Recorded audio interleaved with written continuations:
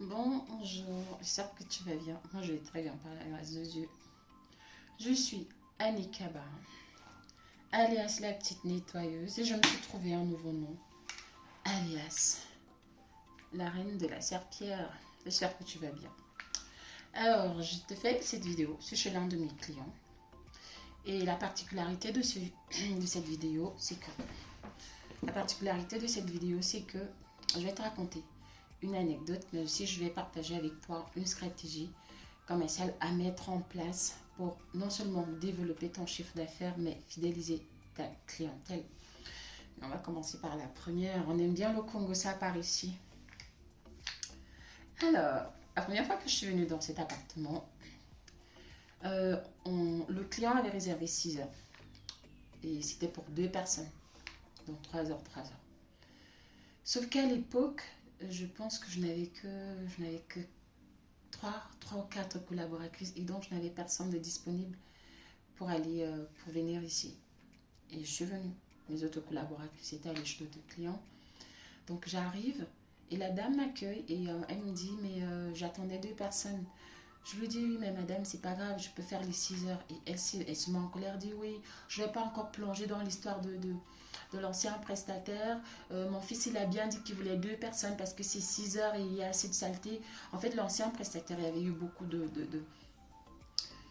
il y avait eu beaucoup d'abus. Il y a par exemple eu des cas de vol, il y a eu parfois ils ne venaient même pas faire des prestations au point où leur note sur Airbnb était passée à 0, à 1 étoile propre testé, vraiment c'était devenu n'importe quoi.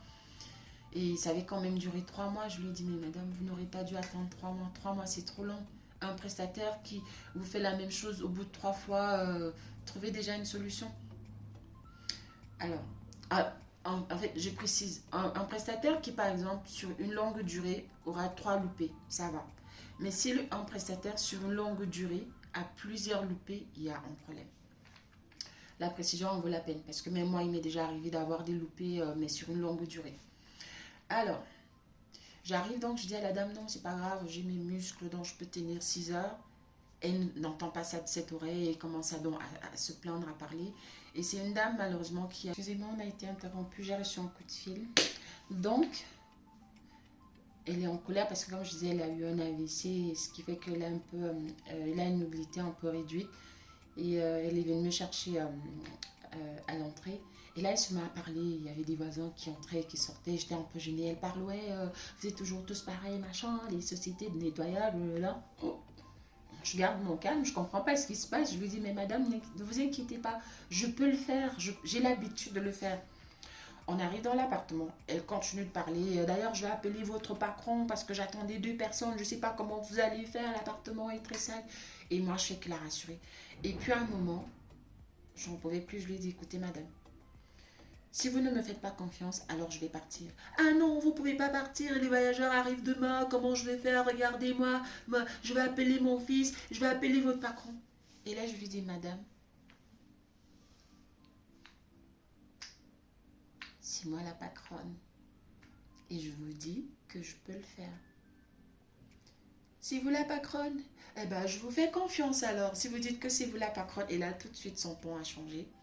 Et bien sûr, j'ai fait ce que je fallait. J'étais arrivée aux environs de 14 heures. J'étais partie, il était 19 heures passées parce que oui, effectivement, c'était ça. Je suis partie, j'étais épuisée. Et comme j'ai une fâcheuse habitude, je ne m'alimente pas très bien.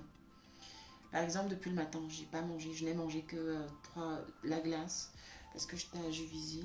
Non, j'étais à Évry. J'étais en rendez-vous à Évry. Et puis j'ai trouvé un événement non loin de la mairie d'Évry. J'ai acheté une glace. Et je me suis dit, Annick, vas-y, va te mêler à la foule, va travailler sur ta timidité. Et donc, je suis allée m'asseoir au milieu de la foule et je mangeais ma glace. Et c'est d'ailleurs là que son fils m'a appelé. Mais je vais raconter ça tout à l'heure. Et donc, qu'est-ce que je disais déjà? Voilà quoi. Donc, j'ai fini de faire ce que j'avais à faire. Et puis, j'étais vraiment fatiguée. Je n'avais pas mangé ce jour-là, j'étais fatiguée, j'étais épuisée. Heureusement que j'avais toujours une canette de jus de boisson dans mon sac et j'ai pu boire pour me désaltérer. Et j'avais fait le nécessaire. Alors, la luminosité, je ne sais pas ce qui va pas. Bon, vous allez faire avec. Quoique, je vais voir si je peux allumer. Ne faites pas attention à mes manières aujourd'hui. Hein. Je faisais du théâtre quand j'étais au collège. C'est plus fort que moi. J'ai essayé de lutter, d'étouffer ça, mais je me disais, oh, mais Annick, tu t'imagines si tes collaborateurs te voient faire ça, si tu vois tes clients te voir faire ça. Mais je n'y peux rien, c'est plus fort que moi.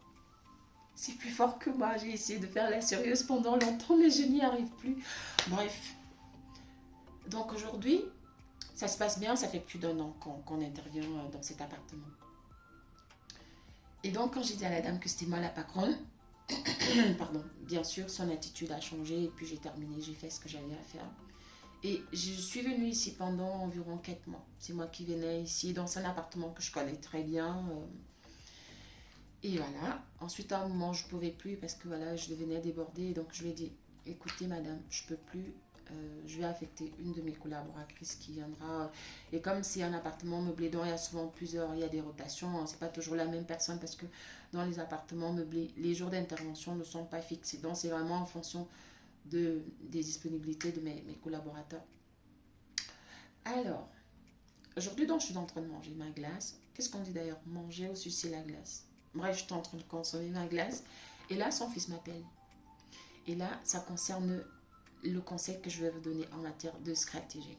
Son fils m'appelle, voilà, Annick, est-ce que vous pouvez intervenir aujourd'hui? J'ai une réservation ponctuelle, c'était pas prévu, je sais, vous devez intervenir mardi. Mais là, est-ce que vous pouvez le faire? Je lui dis, il n'y a pas de problème. Il me dit, sauf que ma maman est malade et le linge n'est pas prêt. Oh mince. Est-ce que je devais dire non à ce client-là, un client de plus d'1 année? Non. Et c'est là où la stratégie. Quand vous êtes petit, quand vous venez de débuter, ce qui va faire la différence avec les gros, ou alors ce qui va vous permettre de grignoter les parts de marché, ça va être la réactivité. La réactivité dans le service, la réactivité dans la communication. Vous imaginez un client de plus d'1 année, vous lui dites non, je peux pas parce que c'était pas prévu. Il va perdre un client, lui de son côté, il va perdre un voyageur. Et je vous assure, il pourra revenir, mais ça va être difficile parce qu'il va aller chercher une solution ailleurs. Je ne dis pas que quand vous venez de débuter, vous devez avoir la baguette magique. La baguette magique. Non, je ne vous dis pas ça. Mais vous devez vraiment être flexible et vous devez faire des sacrifices pour fidéliser votre clientèle et pour gagner la part de marché. Et c'est en gagnant justement cette part de marché que vous allez faire du chiffre. Et c'est en faisant du chiffre que votre banquier va voir qu'il y a des flux sur votre compte et qui va vous faire confiance, donc vous allez gagner en crédibilité, mais surtout vous allez développer votre affaire. C'est vraiment comme ça. Il n'y a pas 36 000 solutions. C'est le service, le sérieux et la réactivité. Comme j'ai dit, dans le service, dans la communication, enfin sur le service de façon globale, mais surtout le sérieux. C'est très très important d'être sérieux dans ce que vous faites. C'est-à-dire que c'est votre réputation qui va faire la différence. Moi, quand un client, par exemple, j'en ai eu, je crois, 3 qui sont venus me laisser des mauvais avis sur le site, tous disaient, on vient laisser un mauvais avis. Non pas parce que la qualité de la prestation n'était pas bonne, mais parce qu'il y a eu un problème de communication, peut-être parce que voilà quoi. Dernièrement, on m'a par exemple laissé des mauvais avis, mais c'est parce que le client a estimé que je devais demander son avis avant, sauf que c'est lui-même qui m'avait dit que je ne pouvais pas, qu'il n'était pas disponible, qu'il allait avoir des réunions toute la journée. Comment est-ce que tu voulais que je t'appelle si tu avais des réunions toute la journée? Eh bien, j'ai pris une décision pour te satisfaire. Donc, il vient dire, je suis satisfait, je n'ai rien à reprocher au travail, mais après, il commence à chercher des excuses parce qu'il faut toujours en trouver.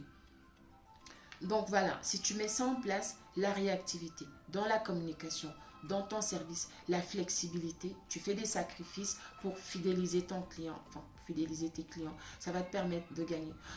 Oh, il y a un bébé qui pleure. Toujours un bébé qui pleure, le bébé des voisins, toujours un voisin ou un bébé qui pleure quand je fais mes vidéos. Oh. Donc si tu mets ça en place, toi qui viens de te lancer dans l'entrepreneuriat, je t'assure, ça va te permettre de grandir. Parce que, figure-toi, comment est-ce que tu vas faire face à un géant qui est là depuis 20 ans, qui est là depuis 30 ans, il a déjà fait ses preuves. Qu'est-ce qui fera en sorte qu'un client vienne vers toi